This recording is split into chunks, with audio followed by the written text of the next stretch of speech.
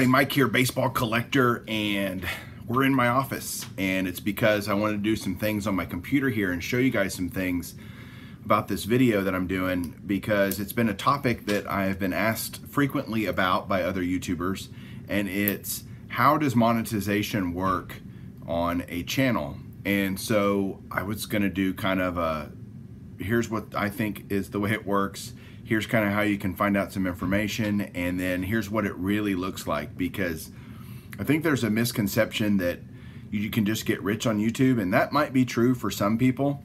It is not true necessarily for the card community.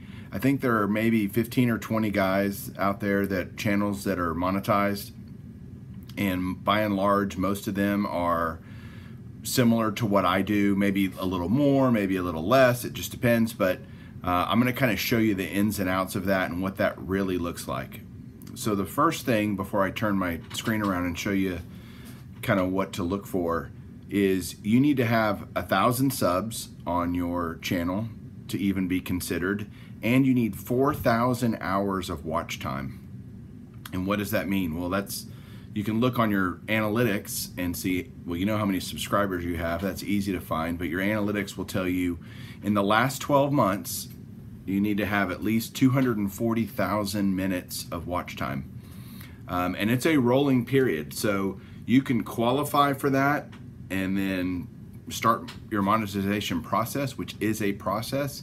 You have to apply for it essentially, and they review it. Google typically will take a couple of weeks to 6 weeks to review your channel and approve you for monetization.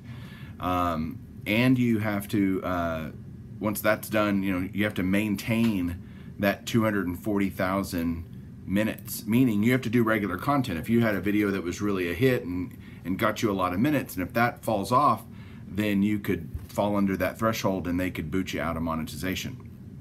So you need those two things: 1,000 subs, 4,000 watch hours, and you need to have an AdSense account, and you have to go set that up. So that's something I'm going to show you right now, and some other things on YouTube so you can understand how this works. Hang on one second. Okay guys, I'm going to try to do my best to show you kind of what's going on in terms of how my channel works, and you can use it to look at yours. But the first thing you want to do is go to your Creator Studio, and it'll default to this where it shows you your dashboard, and you can see up here how many subscribers you have up on the right, and if you go over to the left you can see these different menu things. The first thing you want to do is go to channel, and this is mainly talking about monetization, and you'll see right here this monetization tab, and it says enable. And if you view your monetization settings, you can look at your analytics and the benefits program, and look at your AdSense account. There's a lot of things here that you'll need to look at. Making an AdSense account is one of those, looking at your settings and things like that. So let's go do that. If you go under analytics, you can see that it's going to default and show, I'm going to scoot this over, the last 28 days of data, and you've got your watch time here. Remember, this has to be 240,000 minutes for a year, so you can just go over here and go, let's look at the last 365 days, and it'll pull it up, and here's everything over the last 365 days, and you can see I've got 771,881 minutes. So plenty of watch time to qualify for the 240,000. Okay, and you can just see it's all over the place. You can change the dates and look at much more specific periods of time. That's really cool. And then over here you can look at all the different places and how many here, you can pull up how many subscribers you've gotten. This is over the last year. This is subscribers up and down. Like on 10/31 on Halloween, I lost 2 subscribers. I lost another one on 11/2 and gained 3 on 11/3. So you can just see it's all over the place and where they come from. You can also see your revenue on your channel. This is the last 365 days. I'm going to explain this gap here in just a second.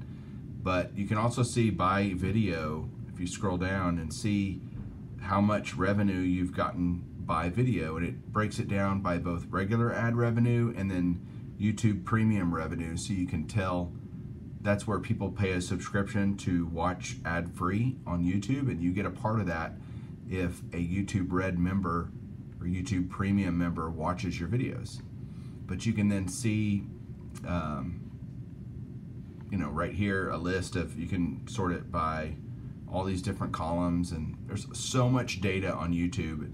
If you're not using it and doing that, then you're missing out, because there's a lot of stuff. So now I'm going to kind of break this down for you. The first thing I want to explain is this gap right here over the last year. So back in February, the YouTube monetization structure changed, where they required the 1,000 subs and the 240,000 minutes, whereas before it wasn't that way. Anybody could really monetize. And so they shut tons and tons of small channels off. And it took until July 1st, essentially, for me to go from however many subs I had at that time, probably 800 or so, up to 1,000, and get my watch time over so that I could begin monetizing again. And when you look at your video manager here, it pretty much monetizes every video. So you can see that over here on the right, you've got, it just says monetized right there. It's that green $sign. And as you scroll down, they're all monetized. There's one or two, I think, that aren't of mine, because I have some copyrighted music, and that's something that'll keep you from allowing, YouTube from allowing you to monetize a video, is if you have that kind of stuff, copyrighted stuff. And then you can see, you know, your likes and dislikes and comments and everything on a per video basis if you want to take a look at that. So there you go. Now I'm going to show you another piece that might help you as well, because I track it on my own on a spreadsheet. I can do this a little bit easier here. So I started monetizing in September 2017, and back then I just have monthly amount, like how much I got per month, how much I earned from YouTube. And this is just showing you guys that you're not going to get rich off this, at least with baseball cards, unless you really your channel just really explodes and goes mainstream. But here's the cumulative amount that I've done per pay period, and I'll explain that in a second, and then lifetime amount. Over here, if I got a check from YouTube, it's right here, and what that was, and then when I got paid. And then what I did over here, what was really important to me was per view, how much money do I make? They have a cost per click kind of thing on YouTube Analytics, but to me it's very hard to understand.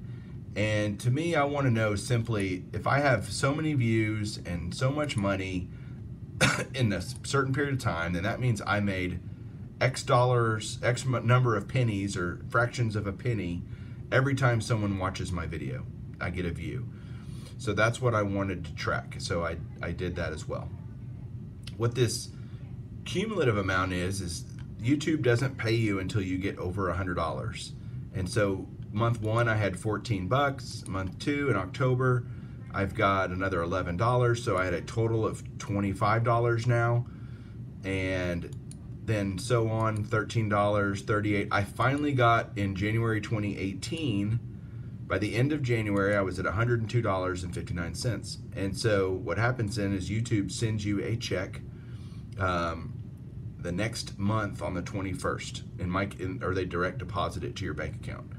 So notice it was $102.54, and I thought I had $102.59. They tell you all the time that the amounts on YouTube are guesstimates or estimates of what they think you're going to get, and so I haven't had, all my experience has been that it's been a little bit off, and that's okay. It's not a huge, it's a nickel difference, not a big deal. But then I, in February, made $20 before they shut off the criteria, you know, and dismonetize or unmonetize my channel. And so I had to wait until July till that got restarted, and then it picked up right where it left off. And then in August, I went over my $100 threshold, so I got another check in September. Right now, this was September and October. I made $71.70 exactly. And so I have another $141 that I should get a check on November 21st for that. November only has a couple days in it, so it's just gotten started. And my lifetime amount is simply everything added together, just so I can know. In my total time monetizing on YouTube, I've made $403.68, which is not, again, not getting rich or retiring off of it, but it's better than nothing. You know, I don't have to do anything other than click monetize every time I put a video up. So also, this statistic to me is really, really valuable. In the same time that I've been monetizing, or at least when monetizing was turned on, I didn't include these months, I've had that many views, 113,000. I had this much money, $403. So all this is, you know, that divided by that is essentially 3.5 one-hundredths of a penny, or 0.35 of a penny every time somebody views. So every 3 views, I make a penny. So every 300 views, I make $1. And that's kind of the rate I look at it. Every 300 views, I'm gonna make $1. So if you, it's funny that, notice that percentage has gotten higher over the last few months. Either people are watching the ads longer, they're not clicking through, they're not skipping them, whatever. There's, you know, I'm getting a higher revenue per view amount the last few months. And if I go back to my analytics and show you, it's really funny how on your revenue, this will do the last 28 days, it'll default to that. But when you look at this, you can see there's spikes every time I do a video. This is, I did a video that day, or I did a video that day, and then it trails off over the next few days as I'm not doing content. And then I get a spike because a lot of people watch a video, and then it goes down over the next few days as that tapers off. And so it shows how important it is to do regular content if making money is part of your deal. And again, it's a very minor part of my deal, but it's just, it is there, and I'm kind of showing you guys what the deal is. So there you go. That's kind of a look inside monetization for sports card channels on YouTube, and I hope you enjoyed it, and I hope everybody has a great rest of the day, and keep collecting.